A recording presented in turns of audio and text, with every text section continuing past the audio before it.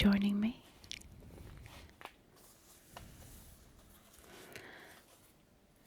Thought today we'd take a look at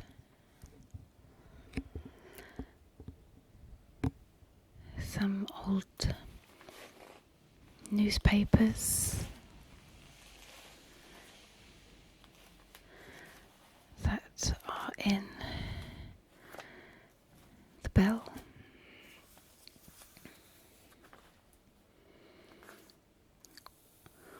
All with a royal theme. As you can see, some of them are very well worn.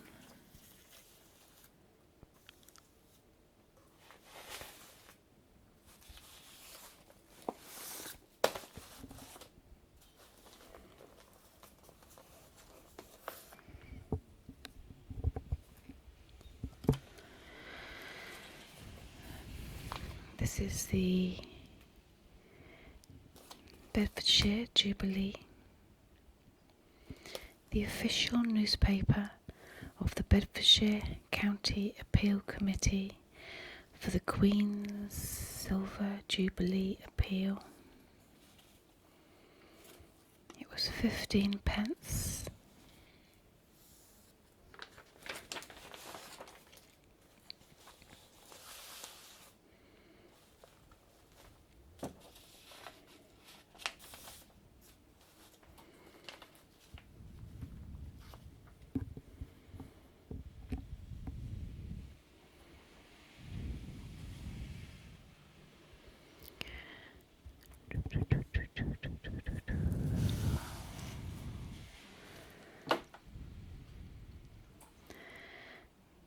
A message from His Royal Highness the Prince of Wales.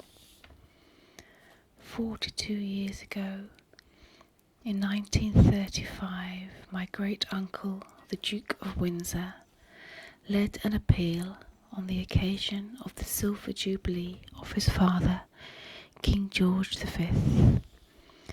I now find myself in the proud position of leading a national appeal to commemorate the Silver Jubilee of Her Majesty. The purpose of this appeal is to encourage service, adventurous or otherwise, by young people to the community in which they live. The Queen has specifically asked that the money contributed will be used to help young people to help others. In other words, it will help support new and existing ventures with a youthful contexts which provide opportunities for some degree of service to others. This at a time when many ventures are collapsing through a complete lack of resources. I feel sure that your response to the Queen's Silver Jubilee appeal will do more than justice to the occasion. Charles, 1977.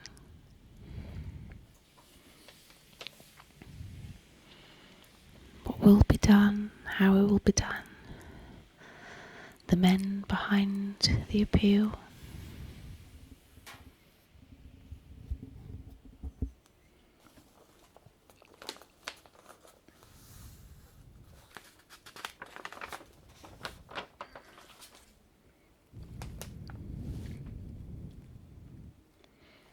The Queen's childhood.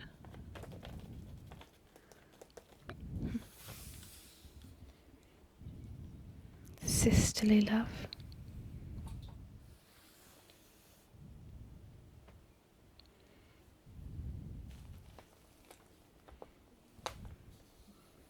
Captured in pictures.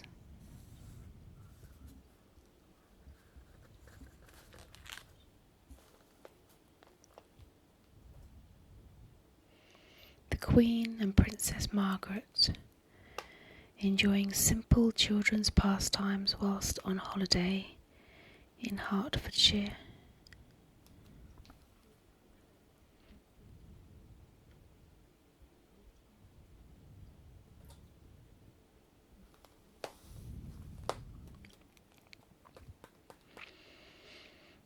is a typical group portrait taken at Luton Hoo in 1888.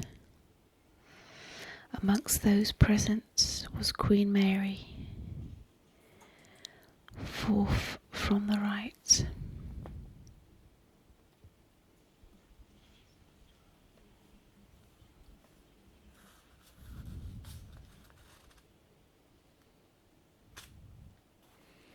This one here is the Queen and her parents photographed leaving an antique shop in Hitchin in July 1930.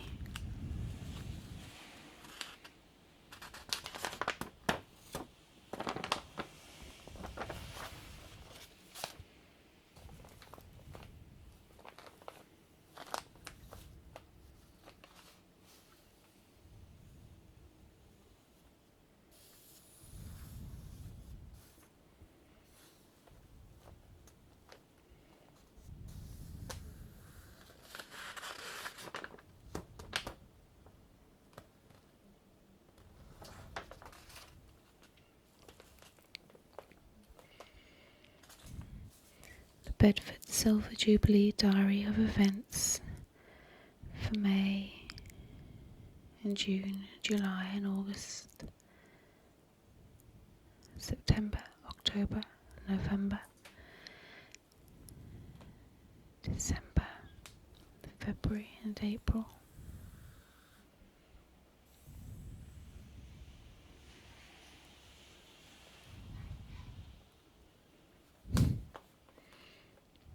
A fashion show at the Queensway Hall Dunstable, organised by Marks and Spencer's, was on the 18th of April.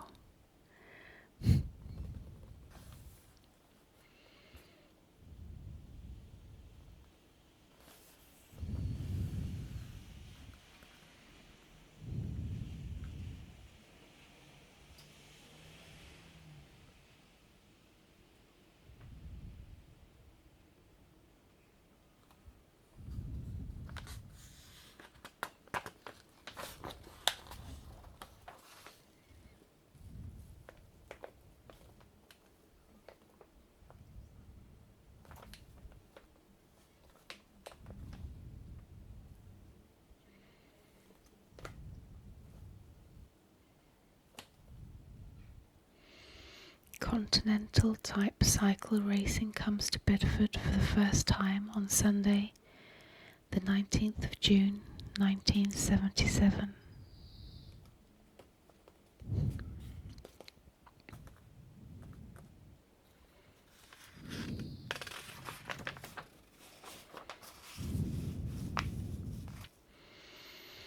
A new queen is crowned.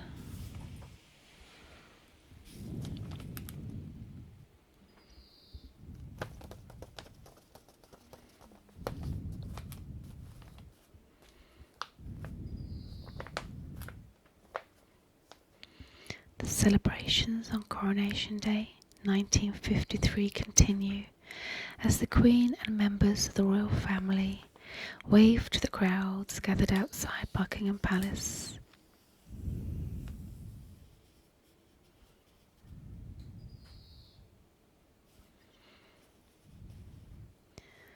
So from the right we have the Queen Mother, and then the Duke of Edinburgh, and Princess Anne, Prince Charles, Her Royal Highness Queen Elizabeth II, Princess Alexandra, and Princess Margaret.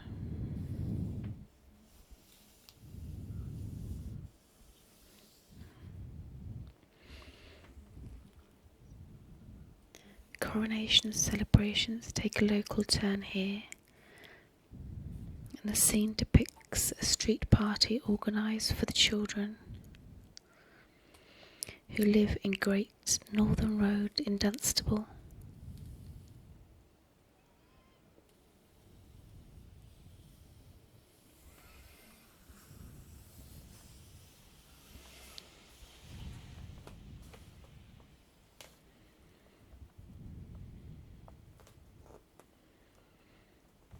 It says here, can you recognise yourself here? This was a Coronation Street party that took place in Dunstable.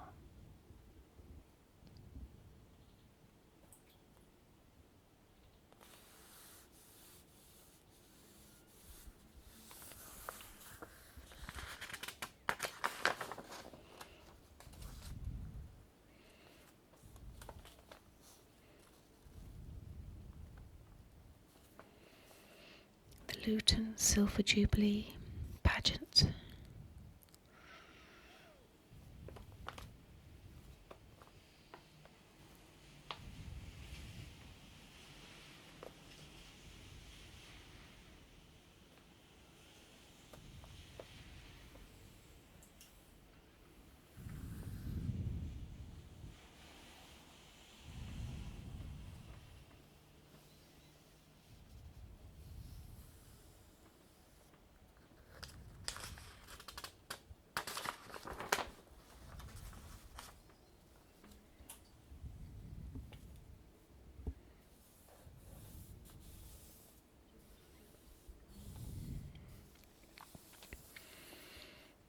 Sport gets a Jubilee year boost in Luton.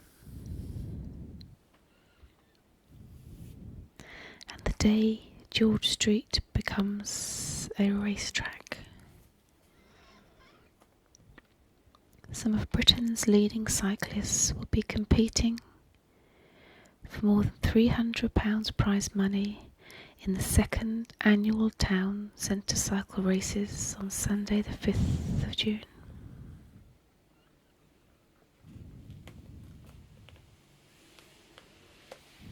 Gala evening at Caesar's Palace for Princess Margaret, who attended in 1976.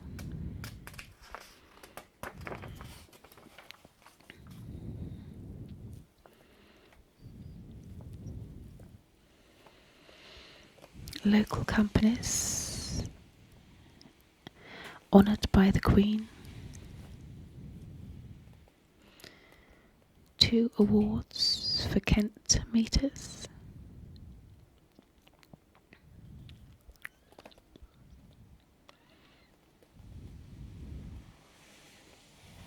And Hayward Tyler.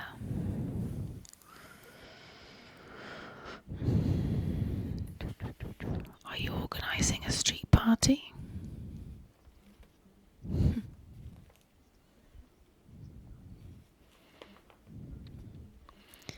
RAF Stanbridge.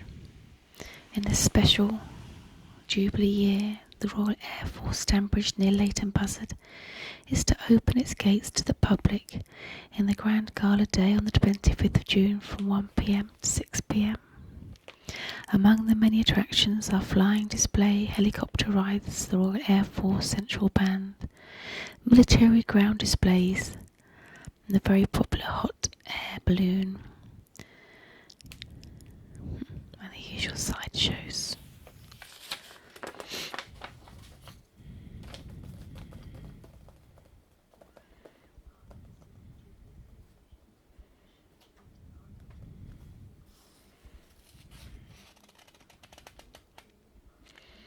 Do you remember? Yesterday, as part of the Silver Jubilee celebrations for Bedfordshire, Luton Arndale traders are organising a special exhibition that will recall the past 25 years. Numerous local firms are providing a look at the way their work and general development have altered over this period of time. The exhibition will be on show between the 2nd and the 11th of June 1977.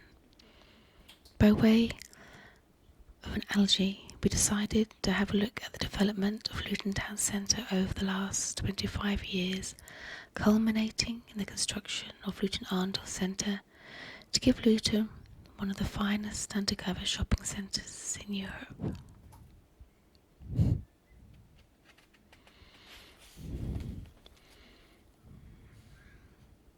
(1961) the 1906 Central Public Library.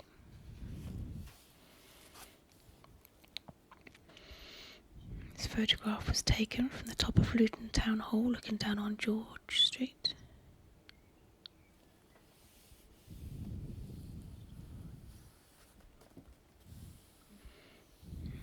view of Cheapside, going down towards George Street to show the site of the old market. Today all this has been demolished to provide the site for the Barclays complex on the corner of Cheapside and George Street. A view of George Street looking towards the town hall, where the top story has not been built at this time.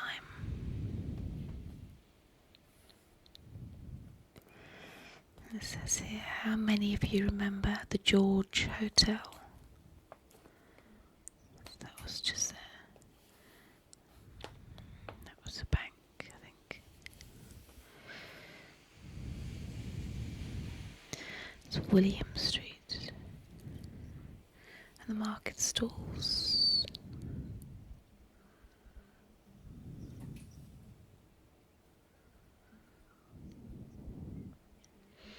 In 1962, the view down Cheapside to the Garotta building in Guildford Street. Note the Hearts and Beds Bacon factory in the foreground. Many of you will remember this building as a post office. Most of these buildings are now replaced by the Arndale Centre.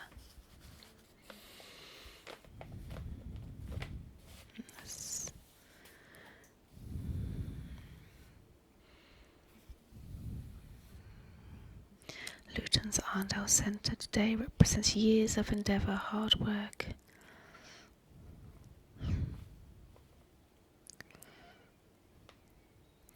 From being a public eyesore during its constructional years, the Arndale Centre has emerged to become the showpiece of Bedfordshire.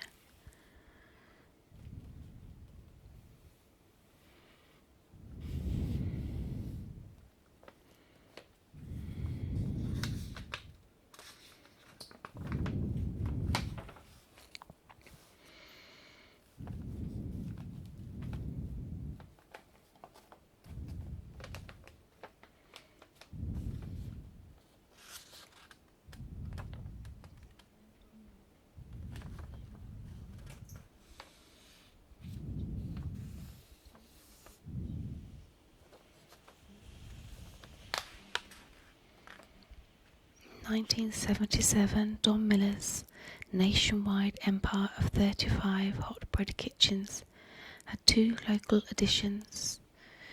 New local branches were opened in Luton and in Bedford.